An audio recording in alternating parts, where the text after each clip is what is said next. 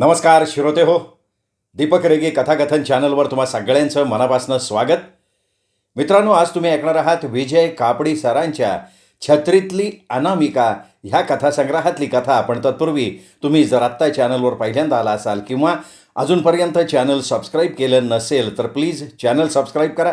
शेजारी घंटीचं चिन्ह आहे ते प्रेस करा, त्यातला ऑल हा पर्याय निवडा. चला श्रोते हो, सुरू करूयात.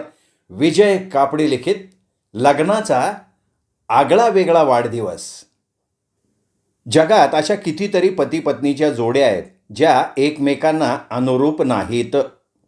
पत्नीला जे करायला आवडतं ते पतीला आवडतं असं नाही. पतीच्या आवडीनिवडीविषयी पत्नीनं आपलं नाक सदोदित वाकडंच केलेलं असतं. आता साधं उदाहरण घेऊन सांगायचं तर पत्नीला आळूचं फतफतं आवडतं, तर पती ते पानच सुद्धा घ्यायला तयार नसतो. कधीकधी तर या आवडीनिवडीची दरी इतकी रुंदावलेली असते की ही मंडळी संसार करतात तरी कसा हा प्रश्न दुसरा कुठलाच उद्योग नसलेल्या इतरांना सारखा सतावत असतो. या बाबतीत सन्माननीय अपवाद म्हणता येईल तो तन्मय आणि तनुजाचा. या दोघांच्या आवडीनिवडी एकमेकांच्या आवडीनिवडीशी तंतोतंत जुळतात. तन्मयला रात्रीचं जागरण करून सकाळी उशिरा उठायला आवडतं. तनुजालाही जागरण करून तन्मय उठतो त्याच दरम्यान उठायला आवडतं. त्या दोघांनाही स्वयंपाक करायला आणि इतर घरकामं भराभरा उरकायला आवडतं. कपड्यांच्या, खाण्यापिण्याच्या इतकंच नाही तर नाटक, सिनेमा बघण्याच्या आणि सिनेमातल्या गाण्यांच्या आवडीतसुद्धा त्या दोघांमध्ये विलक्षण साम्य आहे. आणखीन एक गोष्ट त्या दोघांना करताना फार आवडते आणि ती म्हणजे चार चौघं करू धजणार नाहीत असं काहीतरी आगळं वेगळं करायला ती दोघं एका पायावर तयार असतात. एका परीनं काहीतरी वेगळं करायचं त्यांना छंदच आहे असं म्हटलं तरी चालेल. लग्नाच्या बाबतीत सुद्धा त्या दोघांनी आपलं आगळं वेगळेपण सांभाळलं होतं. अहो, त्यांचं लग्न चक्क पाण्यात झालं होतं.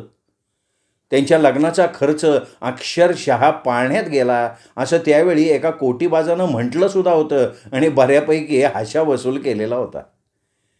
पाण्याच्या भल्या मोठ्या टाकीभोवती मंडप उभारून त्यांनी तिथे रोषणाई केलेली होती. ऐन मुहूर्ताच्या वेळी पाणबुड्याच्या वेशात ती दोघं पाण्याच्या टाकीत उतरली. पाण्याखाली जाऊन उभी राहिली. वधूवर पाण्यात उतरल्यानंतर त्यांचं लग्न लावणारे दोन्ही बाजूंचे भटजीबुवा त्यांच्याबरोबर पाणबुड्याच्या वेशात खाली उतरले. आप्तेष्ट, नातेवाईक, सगळे सोयरे, मित्रमैत्रिणी हा सगळा परिवार पाण्याच्या टाकीभोवती मांडलेल्या खुर्च्यांवर विराजमान झालेला होता. थोडंसं वाकून त्यांनी खाली बघितलं तर त्यांना वधूवर आणि भटजी मंडळी दिसत होती. मुहूर्ताच्या आधी पारंपरिक पद्धतीनं मंगलाष्टकं म्हटली गेली आणि दोन्ही भटजींनी धरलेला आंतरपाट दूर झाल्यावर त्या दोघांनी एकमेकांना पुष्पमाळा घातल्या, हारतुरे दिले आणि मग ती दोघं टाकीच्या शिडीवरनं वरती आली. उपस्थितांनी टाळ्या वाजवून त्यांचं स्वागत केलं, शुभेच्छा दिल्या, हस्तांदोलन केलं आणि जेवणावळीकडे सगळे वळले. ही जेवणावळ मात्र पाण्याच्या टाकीत आयोजित केलेली नव्हती. त्यामुळे नेहमीप्रमाणे जेवणावर भरपूर ताव मारला आणि मग मंडळी पांगली. त्यांच्या या आगळ्या वेगळ्या लग्न समारंभाची छायाचित्र वृत्तपत्रात प्रसिद्धही झाली. चॅनलवाल्यांनी सुद्धा त्या घटनेला बऱ्यापैकी कव्हरेज दिलं होतं. तर तन्मय आणि तनुजाच्या विवाहाला 1 वर्ष पूर्ण व्हायला आठवड्याभराचा अवधी बाकी असताना त्या दोघांच्याही मनात एकाच वेळी एक विचार आला. तो असा की आपण आपल्या लग्नाचा पहिला वाढदिवस आगळ्या वेगळ्या पद्धतीनं साजरा करायचा. तनुजाकडे बघत तन्मय म्हणाला, अगं, आपल्या लग्नाचा पहिला वाढदिवस अवघ्या 8 दिवसांवर येऊन ठेपलाय आणि आपण तो कसा साजरा करायचा याबद्दल काहीच ठरवलेलं नाही आहे. हे कसं काय? तनुजा सहजगत्या म्हणाली, त्यात काय मोठंच आहे. आपण तो असा साजरा करू की त्याबद्दल कल्पनासुद्धा कुणी करू शकणार नाही. तन्मय म्हणाला, अगं ते तर झालंच की, पण वेगळ्या पद्धतीनं साजरा करायचा म्हणजे नेमकं काय करायचं ना? हो हो हो हो हो हो हो, मला ह्या क्षणी ना एक कल्पना सुचायला लागली आहे बरं का. तनुजा म्हणाली, माझीसुद्धा कल्पना तीच असणार बहुतेक, ऐकव की. तन्मय म्हणाला, नाही काय नाही, तुला आपल्या पहिलीच्या वर्गाचं पाठ्यपुस्तक आठवतं आहे का? तनुजा खुशीत येऊन मान डोलवत म्हणाली, आठवतं आहे तर. तू माझ्यापेक्षा वयाने 2 वर्षांनी मोठा आहेस तरी तुला जे पाठ्यपुस्तक होतं तेच आम्हालाही होतं. त्यातला रामजीचा मळा हा धडा मला खूप आवडायचा बाई. आणि तनुजा उत्साहानं पुढं म्हणाली, मला ना त्या धड्यातला शब्द आठवतोय. हवं तर म्हणून दाखवते. हे बघ, हा धडा असा सुरू होतो बघ. रामजीचा मळा. हा रामजीचा मळा बघा कसा हिरवागार आहे. तिथे एक मोठी विहीर आहे. विहिरीला खूप पाणी आहे. विहिरीभोवती आंबा, चिंच, पेरू अशी खूप खूप झाडं आहेत. रामजीची बायको रखमा आणि मुलगा बाजीराव खूप काम करतात. तयार होणारी फळं रामजी जवळच्या बाजारात जाऊन विकतो. तनुजानं न अडखळता संपूर्ण धडा म्हणून दाखवला. तन्मयीने आनंदानं टाळ्या वाजवल्या आणि तिच्या पाठीवर शाबासकीचा जोरदार धपाटा मारला. तनुजा ओरडली, पण तिच्या ओरडण्याकडे मुळीच लक्ष न देता तो उत्साहानं शिगोशिग भरलेल्या आवाजात म्हणाला, बाज बाज बाज बाज ठरलं. कोणालाही न सांगता आपण त्या रामजीच्या मळ्यात जायचं. मी रामजी, तू रखमा. मळ्यात धमाल करायची. दादा कोणक्याचं द्वंद्वगीत म्हणायचं, माळ्याच्या माळ्यामध्ये कोण ग उभे, राखण करते मी रावजी रावजी. आणि मग थोड्या वेळाने तन्मय म्हणाला, तुला कदाचित वाटत असेल की हा रामजीचा मळा आहे कुठे आणि आपण तिथे जाणार कसं. तनुजा म्हणाली, मला सगळं ठाऊक आहे. तुझा मित्र सदोबा बोरकर याचा एक मळा इथून 25 किलोमीटर अंतरावर आहे. तिथे वस्ती तुरळक आहे. त्याच्या मळ्याकडे फारसं कोणी फिरकत नाही. बरोबर आहे का नाही. तन्मय तिच्याकडे कौतुकानं बघत म्हणाला, अरे वा वा वा, एक नंबरची मनकवडी आहेस बरं का. अगं कधी कधी तर मला असं वाटतं की तू तुझ्या स्वतःच्या नव्हे तर माझ्या मेंदूनं विचार करत असतेस. तनुजा म्हणाली, हो, मला देवाने जो मेंदू दिलाय ना तो तू त्याचा उपयोग करावा म्हणून. माझ्या नित्याच्या वापराकरता तुझाच तर मेंदू आहे. तन्मय टाळी वाजवत म्हणाला, आ बाज ठरलं मग. मी आत्ताच्या आत्ता सदोबा बोरकरशी संपर्क साधतो. सगळी पक्की व्यवस्था करून टाकतो. पण त्या दिवशी आपल्या दोघांशिवाय तिथे तिसरं कोणी असता कामा नये असंही तू त्याला कळवणार आहेस. बरोबर आहे. अगदी बरोबर आहे. अगं तिसरा कोणी नकोच आहे तिथे. माझी एक शंका आहे. अर्थात तुझ्याही मनात तो प्रश्न आला असणारच म्हणा. तिला पुढे बोलू न देता तन्मय म्हणाला, आलंय माझ्या लक्षात. तू त्या रामजी आणि रखमाच्या बाजीराव ह्या मुलाविषयी म्हणतेस ना. अगं तूर्त आपण दोघंच आहोत.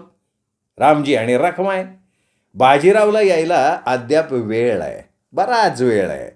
त्यामुळे त्या धड्यातल्या बाजीरावाला मी तूर्त गाळून टाकलेला आहे. आणखीन एक म्हणजे आपण आपला मोबाईलसुद्धा न्यायचा नाही आहे.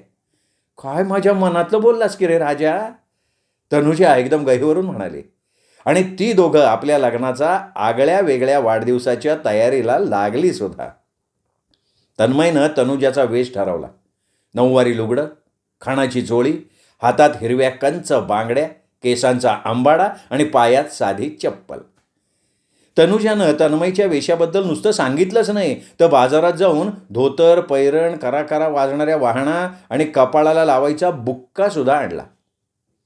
वेशभूषेची जय्यत तयारी झाल्यानंतर मळ्यात जाऊन काय करायचं ते सुद्धा त्यांनी ठरवून टाकलं. वाढदिवसाच्या दिवशी ती दोघं सकाळी उठून आंघोळ नाश्ता उरकून रामजी रखमा टाईप कपडे अंगावर चढवणार होती. मळ्यात पोहोचल्यावर विहिरीकडे जाणार होती. विहिरीतलं पाणी काढून मळ्यातल्या भाजीपाल्याच्या वाफ्यात सोडणार होती. झाडाझुडपांना पाणी घालणार होती. तन्मय मळ्याच्या इतर सफाईकडे लक्ष देणार होता. दुपारच्या वेळी तनुजा मळ्यातल्या घरात जाऊन सोबत आणलेल्या सामग्रीतनं भाकऱ्या, लसणाची चटणी, कांदा हे सगळं टोपलीत घालून टोपली डोक्यावर घेऊन झाडाखाली बसलेल्या तन्मयकडे येणार होते. दोघं मिळून मग संसाराच्या सुखदुःखावर चर्चा करत करत जेवण संपवणार होते. मुखशुद्धीसाठी झाडावरची फळं काढून त्यांचा समाचार घेणार होते. मग तन्मय मस्तपैकी झाडाखाली ताणून देणार होता. तनुजा सगळं आटोपून तिथेच लवडणार होती. संध्याकाळ झाल्यावर मळ्यातल्या घरात परतणार होती आणि रात्रीचा मुक्काम करून दुसऱ्या दिवशी सकाळी आपल्या घराची वाट पकडणार होती. त्या दोघांना आपला हा कार्यक्रम इतका काही पसंत पडला की कधी एकदा लग्नाचा वाढदिवस उजाडतोय आणि आपण बोरकरच्या मळ्यात पोचतोय असं त्यांना झालं. वाढदिवसाच्या आदल्या रात्री सगळी तयारी करून दुसऱ्या दिवशी पहाटे पहाटे पहिला चहा घेऊन त्यांनी टॅक्सीनं बोरकरच्या मळ्याच्या दिशेनं कूच केलं. तासाभराच्या प्रवासानंतर ती दोघं मळ्यात पोचले. बोरकरनं त्याच्यासाठी गॅसची शेगडी, इतर खाण्यापिण्याच्या वस्तू आणून ठेवलेल्या होत्या. तन्मय आणि तनुजा दोघांनी मिळून पुन्हा चहा घेतला. तनुजानं कांदे पोहे केले. नाश्ता उरकून त्यांनी हातपाय धुतले आणि रामजी राखमाचे कपडे अंगावर चढवले. धोतर पैरणीतल्या तन्मयकडे तनुजा बघतच राहिली. तनुजाला नऊवारी लुगडं आणि खाणाच्या चोळीत बघून तन्मय हरखला. दोघंही एकमेकांवर भलती खुश झाली हो. पायातले जोडे करा करा वाजवत आणि तनुजाचा हात आपल्या हातात घेऊन तन्मय मळ्यात फिरायला लागला.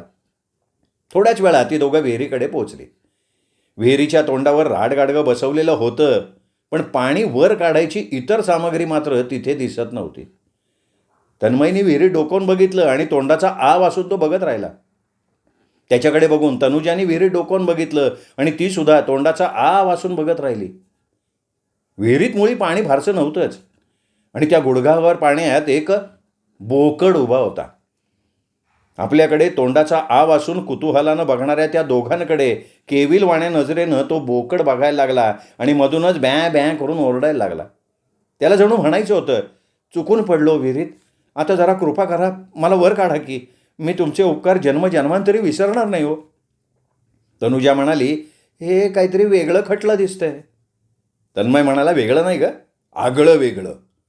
आपल्याला हवंसं आपण असं करूया, आपण आधी ठरलेल्या कार्यक्रमात थोडासा बदल करूया.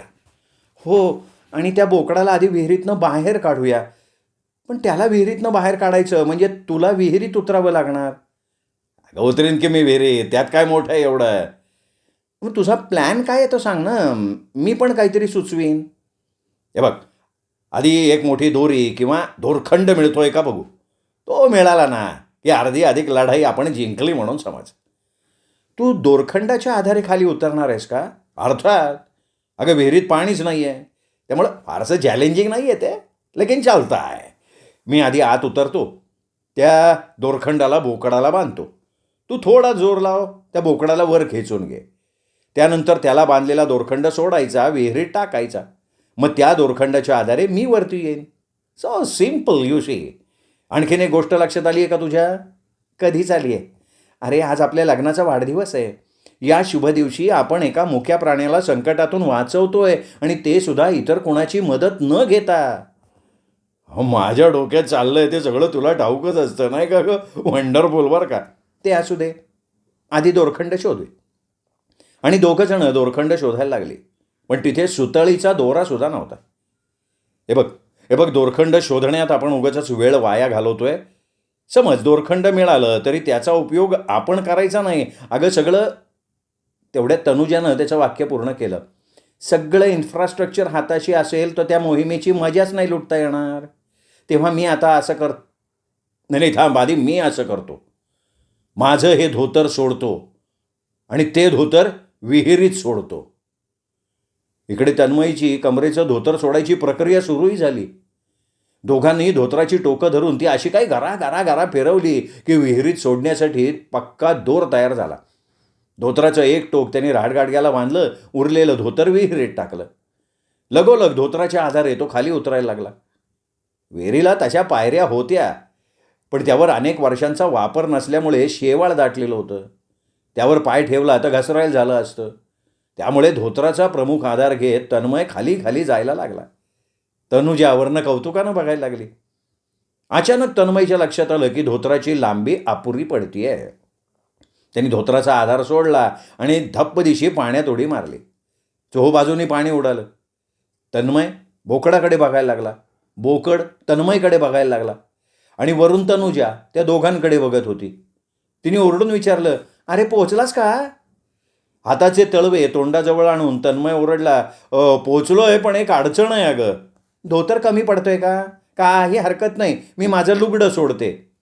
तनुजानं लुगड्याच्या निरीची गाठ सोडायला घेतली. अगं काय करतेयस? तिथे कोणी अचानक आलं बिलं तर? तन्मयने तिला ओरडून विचारलं. त्यावर किंचित हसत तनुजा म्हणाली, काळजी करू नको, आत सलवार आहे. कपाळावर हात मारून घेत तन्मय म्हणाला, सलवारवर तू लुगडं नेसलीस? अरे लुगडं पहिल्यांदा नेसले मी आयुष्यात. हे बघ टाकतेय मी लुगडं. तनुजानं टाकलेलं लुगडं तन्मयनं झेललं.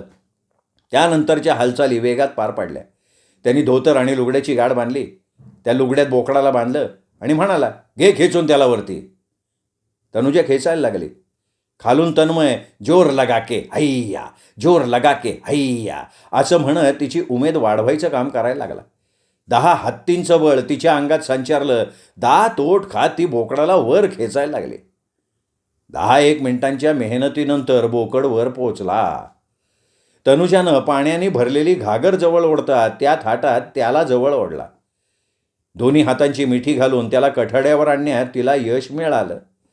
तिने मग त्याला बांधलेल्या लुगड्यातनं त्याची मुक्तता करण्याचं काम हातात घेतलं. शेवटी एकदाचा बोकड सुटला. बोकड सुटला आणि वाट मिळेल त्या दिशेने धावायला लागला. काही क्षणात दिसेनासा झाला. या सगळ्या श्रमामुळे तनुजाला विलक्षण दमल्यासारखं झालं. अतिश्रमामुळे ती मटकन खाली बसली. अगं तनू तनू तनू कुठं आहेस तू? अगं लुगडं सोड की खाली. तनू लुगडं टाकते रे खाली, पण तुला वर खेचून घ्यायचं बळ नाही रे राहिलं. कसं होणार रे तुझं? नाही नाही, माझी काळजी करू नकोस, मी येईन माझ्या पद्धतीनं. फक्त धोत्राची वरची गाठ पक्की कर म्हणजे झालं. तनुजानं मोठ्या कष्टानं आणखीन एक गाठ घालून ते सुटणार नाही याची खात्री करून घेतली. खाली सोडलेल्या लुकड्याला पकडून विहिरीच्या भिंतीच्या आधारे तन्मय हळूहळू हळू वरती यायला लागला आणि हाय रे दैवा, लुगडं मध्येच फाटलं. अर्ध अधिक अंतर वर आलेल्या तन्मय खाली कोसळला, पाण्यात पडला. त्याच्या हातात लुगड्याचा अर्धा भाग राहिला आणि उरलेला भाग धोतराबरोबर वरच्या बाजूला लोंबकाळायला लागला. आता धोतर आणि लुगड्याची गाठ बांधणं केवळ अशक्य होतं. डोळे विस्फारून तनुजा खाली बघायला लागली. लग्नानंतरच्या काळात तन्मय पहिल्यांदा घाबरला.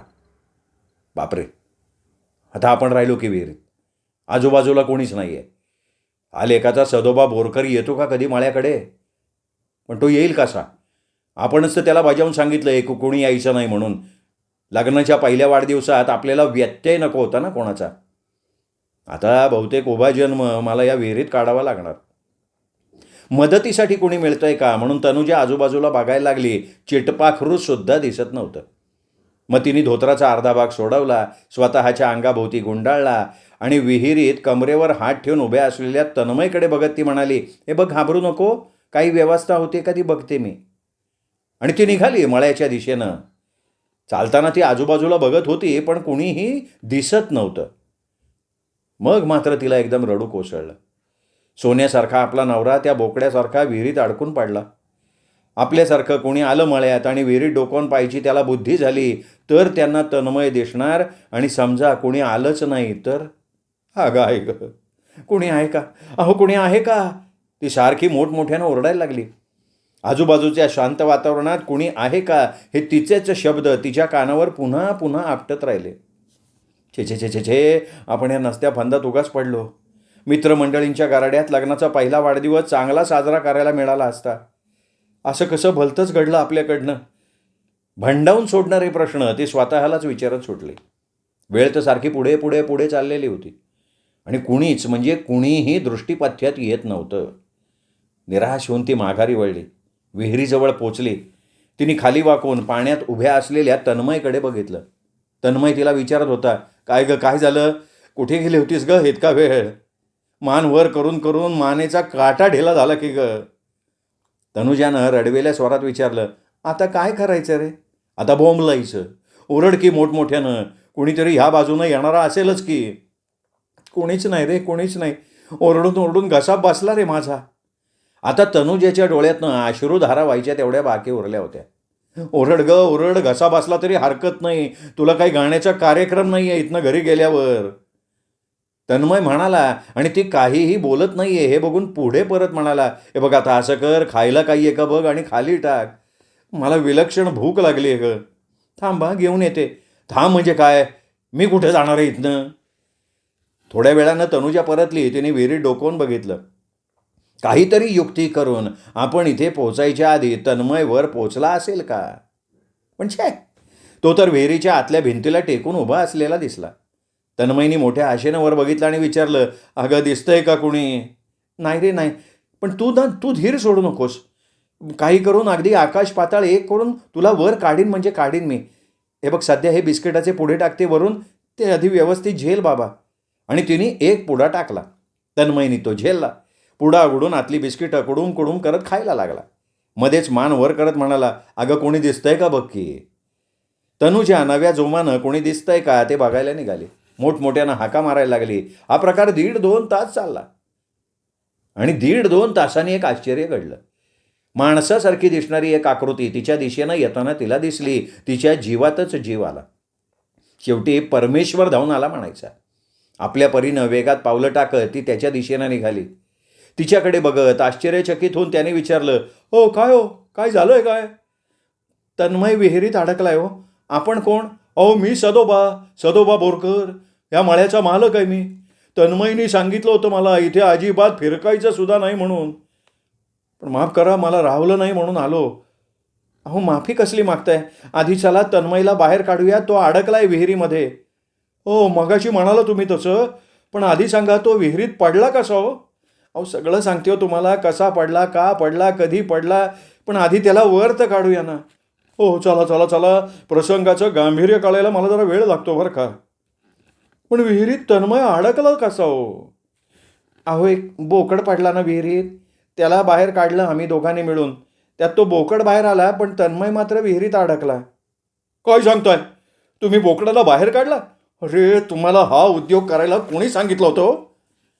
अहो आम्हाला त्याची दया आली हो खूप. अहो तो बोकड महा बदमाश आहे हो, खूप त्रास देतो तो, म्हणून त्याला आणि त्याच्या मालकाला अद्दल घडवण्याकरता मीच त्याला मुद्दाम ढकलला होता माझ्या विहिरीत, आणि त्याला तुम्ही बाहेर काढलं. अरे धन्य आहे तुमची. बोरकरनं डोक्याला हात लावून घेतला. ते सगळं हसू द्या होता, आधी तन्मयला बाहेर काढा ना प्लीज. आणि त्यानंतरच्या घटना मग वेगात पार पडल्या.